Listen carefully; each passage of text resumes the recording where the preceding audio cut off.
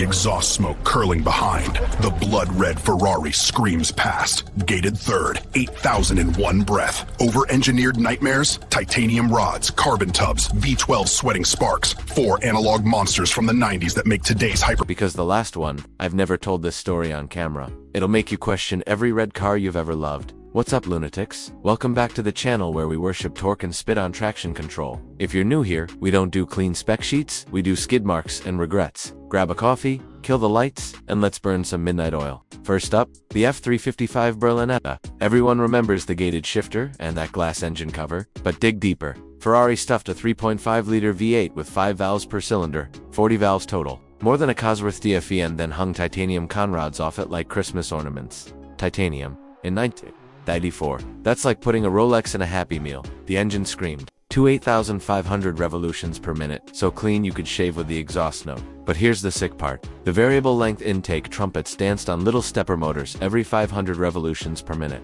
You're doing 42 miles per hour in third and the plenum's literally growing lungs. Overkill. Sure, magic, you bet your ass. Now slide into the 456 GT, looks like a gentleman's express, right? Wrong. Like a Miata that swallowed a cathedral. Weight distribution so perfect you could balance it on a beer bottle. And the suspension? Double wishbones front and rear with adaptive dampers that read the road faster than your mom reads your texts. I drove one from Modena to Monaco at triple-digit averages, and the only thing that hurt was my wallet at the pumps. 22 miles per gallon on the auto route, a V12 Ferrari sipping like a Camry. Explain that to your grandkids. Third gear, the F5, oh yeah, Enzo Light, whatever. Strip the hype and you've got a 4.7-liter V12 ripped straight from a Formula 1 car, 94,412 T1. To be exact, then detuned to a measly 520 horsepower so it wouldn't murder every journalist on the launch. Carbon tub, pushrod suspension, no power steering, no abs, no mercy. Ferrari welded the engine to the chassis like a stressed member,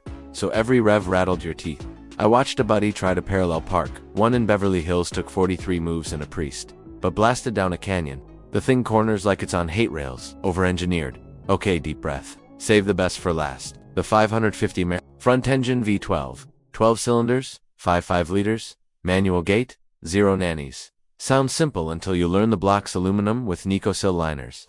The crank runs on roller bearings, and the intake runners are variable geometry again, but this time tuned for torque so fat you can light a cigar off the low end. Ferrari spent more on dyno time for this engine than most companies spend on rent. And the chassis?